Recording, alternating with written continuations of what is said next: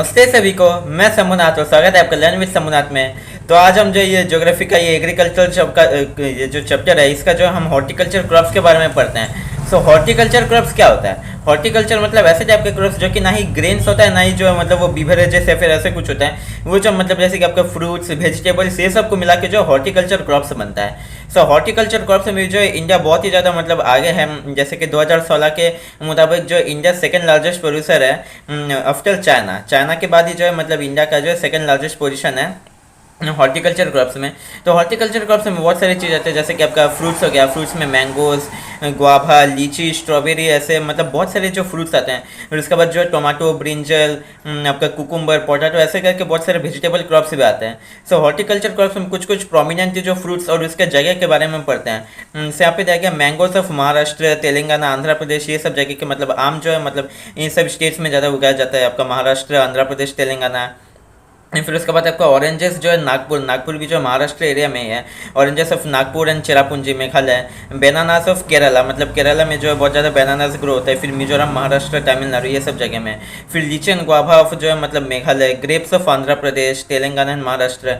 Apples, pears, apricots and walnuts of Jammu and Kashmir. ये सब जो है मतलब बहुत ही ज़्यादा प्रोमिनेंट जो है आपका फ्रूट प्रोडक्ट्स होते हैं। और इस सब में जो मतलब इंडिया जो है बहुत ही बड़ा एक एक्सपोर्टर भी है। तो ये सब जो प्रोडक्ट्स हैं, ये जो आपके महाराष्ट्र के आम हो गए, आपके तेलंगाना, आंध्र प्रदेश, फिर उसके बाद लीची, गुआभा, आपका एप्रिकॉट्स, जम्मू एंड कश्मीर के जो एप्रिकॉट्स, वेलनट्स, ये सब जो चीज़ होते हैं इन सब को जो इंडिया बहुत ज़्यादा एक्सपोर्ट भी करता है। तो इनका जो है मतलब पूरा वर्ल्ड वाइड एक नेटवर्क भी है।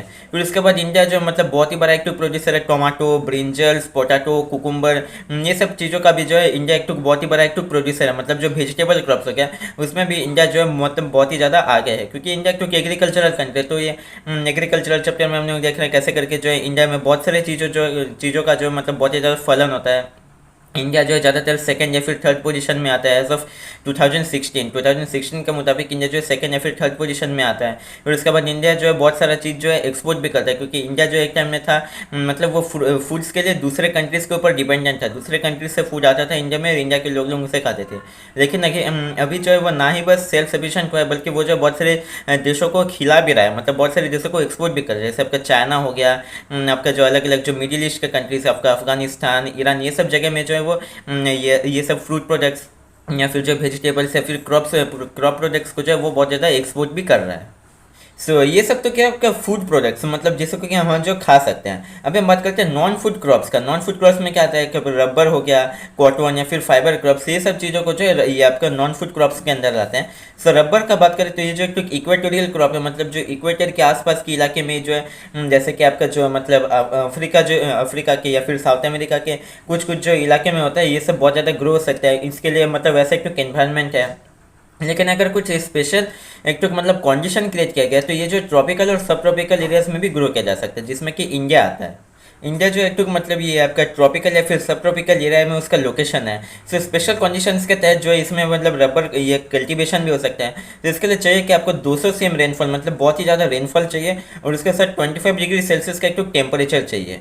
सो ये जैसे कि आप सोच सकते हैं मतलब जो जंगली इलाके में जहाँ पे कि बहुत ज़्यादा रेन होता है उसी जगह में इसे ग्रो कर सकते हैं। जैसे ऐसे कुछ एरिया हैं केरला, तमिलनाडु, आपका कर्नाटका, अंडमान निकोबार आइलैंड्स और गारो हिल्स ऑफ मेघालय के जो गारो हिल्स हैं वो सब जगह में जो है इसे जो है ग्रो किया जाता है रबर को।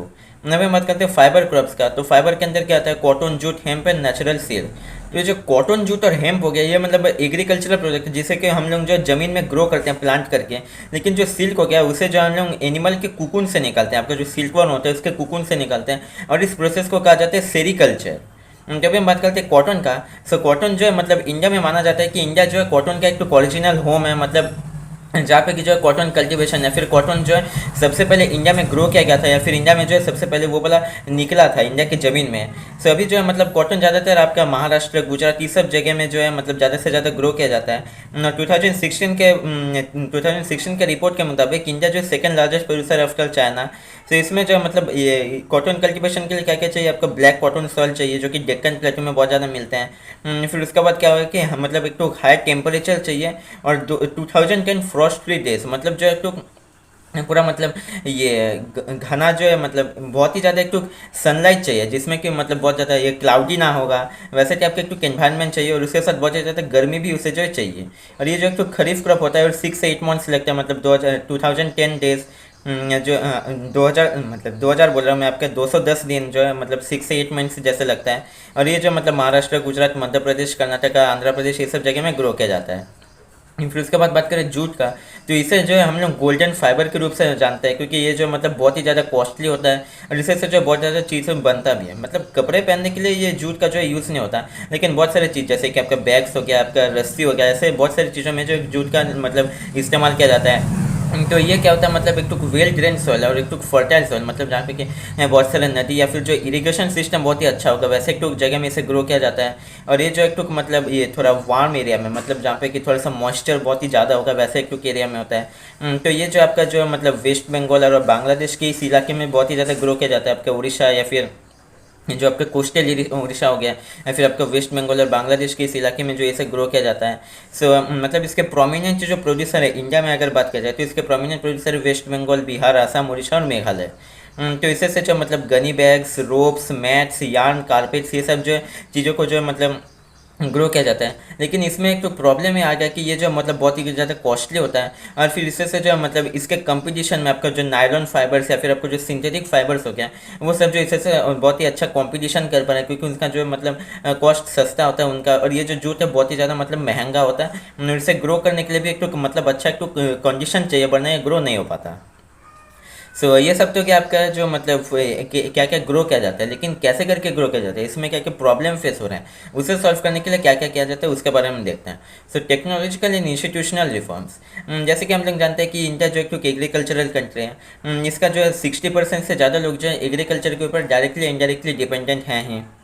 तो इससे से क्या हो रहा है कि एग्रीकल्चर को अगर हमें डेवलप करना है, मतलब एग्रीकल्चर का डेवलपमेंट होने से जो इंडिया का डेवलपमेंट हो पाएगा, क्योंकि 60% से ज़्यादा लोग का जो है डायरेक्टली इनडायरेक्टली इसी के ऊपर अपना गुजरान है, मतलब इसी के ऊपर अपना जो है मतलब उनका जीविका है, इसी के ऊपर उनका लाइवलीहुड से जो है डिपेंडेंट करता है। सो इसके लिए जो मतलब इंस्टीट्यूशनल टेक्नोलॉजी भी यहाँ पे इंट्रोड्यूस करना पड़ेगा, और जो इंस्टीट्यूशनल रिफॉर्म्स है वो सभी हमें करना पड़ेगा, जैसे से कि मतलब सेटअप्स खोला जा सके, जैसे से कि जो पहले के जो मतलब सिस्टम होते थे उसको हटा के जो नए नए सिस्टम ला सके।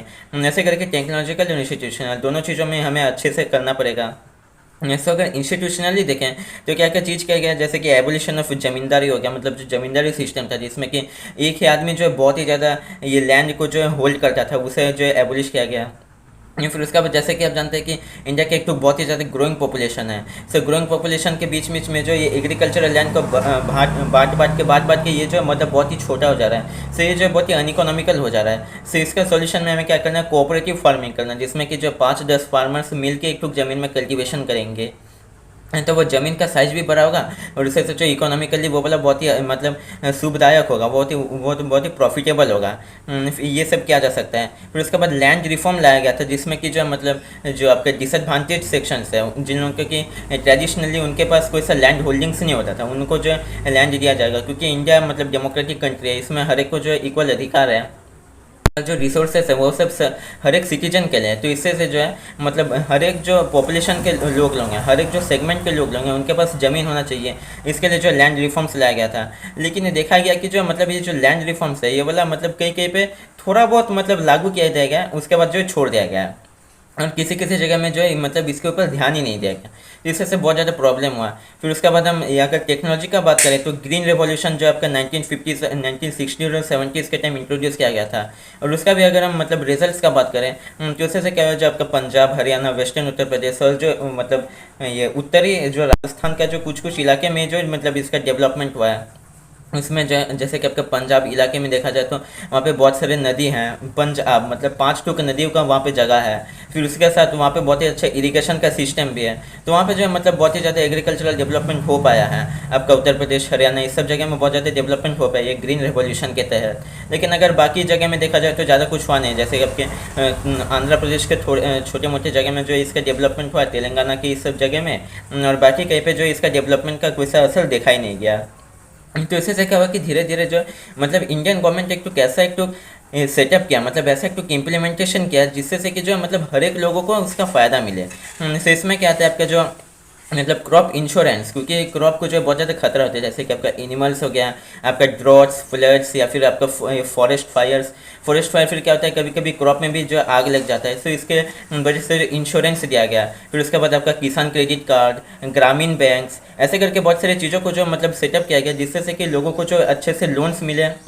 लोन्स का बात मैंने आपके इकोनॉमिक्स के चैप्टर में भी किया था, एग्रीकल्चर के लिए किस किस चीज़ के लिए जो लोन्स चाहिए।